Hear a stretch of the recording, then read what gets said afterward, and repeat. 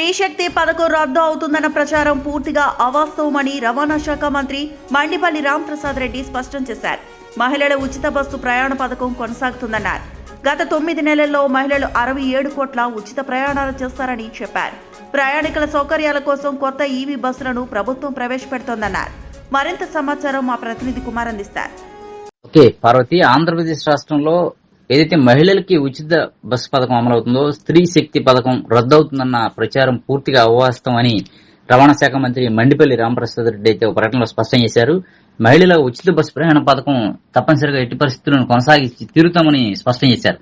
ఇవన్నీ కూడా పుకార్లని ఎవరు నమ్మవద్దని, ఖచ్చితంగా స్త్రీ శక్తి పథకం అమలు జరుగుతుందని చెప్పని స్పష్టం చేశారు. గత 9 నెలల్లో 67 కోట్ల మంది మహిళలు ఉచిత ప్రయాణాలు చేశారని చెప్పని తెలియజేశారు.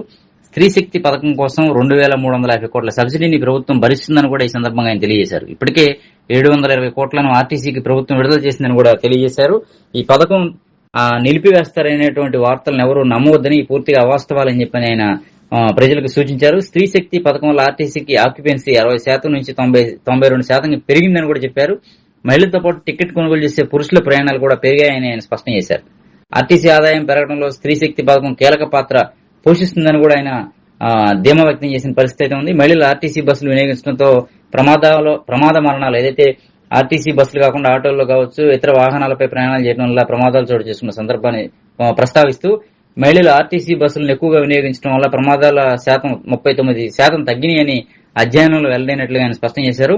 ప్రయాణికుల సౌకర్యాల కోసం కొత్త ఈవీ బస్సులను ప్రభుత్వం ప్రవేశపెడుతుందని, ఓన్లీ ఇది ప్రయాణికుల సౌకర్యాల కోసం మాత్రమే తప్ప ఉచిత బస్సు పథకానికి రద్దు చేసే ఆలోచన కోసం కాదని చెప్పి ఆయన స్పష్టం చేశారు. ఆధునిక సౌకర్యాలు, ప్రయాణ భద్రత కోసం కొత్త బస్సులను ప్రవేశపెడుతుందని చెప్పిన ప్రభుత్వం ఈ సందర్భంగా ఆయన స్పష్టం చేశారు.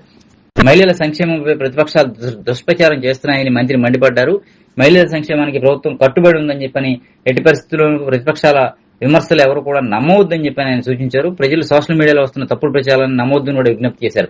సోషల్ మీడియాలో ఇంకేముంది, ఉచిత బస్సు ప్రయాణం రద్దు చేస్తున్నారు, స్త్రీ శక్తి పథకానికి ప్రభుత్వం మంగళం పోడుతున్నట్టు వస్తున్నటువంటి ఆరోపణలు, విమర్శలు, ఇవన్నీ కూడా అపోహలను కూడా సృష్టించే ప్రయత్నం చేస్తున్నారు. ఇవన్నీ ఎవరు ప్రజలు నమ్మవద్దని, ఖచ్చితంగా ఉచిత బస్సు ప్రయాణం కొనసాగుతుందని కూడా ఆయన స్పష్టం చేశారు.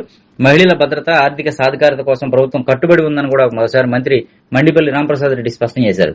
స్త్రీ శక్తి, దివ్యాంగి శక్తి పథకాలు మరింత బలోపేతం చేసి వాటిని కొనసాగించి తీరుదామని స్పష్టం చేశారు. ఎక్కడ కూడా స్త్రీ శక్తి పథకానికి అవాంతరాలు లేకుండా ప్రభుత్వం ముందస్తు జాగ్రత్తలు తీసుకుంటుందని, ఆధునిక సౌకర్యాల కోసమే ఎలక్ట్రికల్ బస్సులు, ఈవీ బస్సులు ప్రవేశపెట్టే ప్రయత్నంలో ప్రభుత్వం ఉందే తప్ప ఎక్కడ కూడా ఈ పథకాన్ని ఆపు చేయాలని కానీ, పథకాన్ని రూపుమాపాలని కానీ ఎటువంటి ప్రయత్నాలు చేయడం లేదని, ఖచ్చితంగా మరో 3 ఏళ్ల పాటు ప్రభుత్వం 5 అధికారంలో ఉన్నంతకాలం స్త్రీ శక్తి పథకం ఖచ్చితంగా కొనసాగుతుందని చెప్పిన కూటమి ప్రభుత్వం ఎక్కడ కూడా మహిళలకి అందించే ఉచిత బస్సు ప్రయాణాన్ని రద్దు చేయడం జరగదని కూడా మంత్రి మండిపల్లి రాంప్రసాద్ రెడ్డి స్పష్టం చేశారు.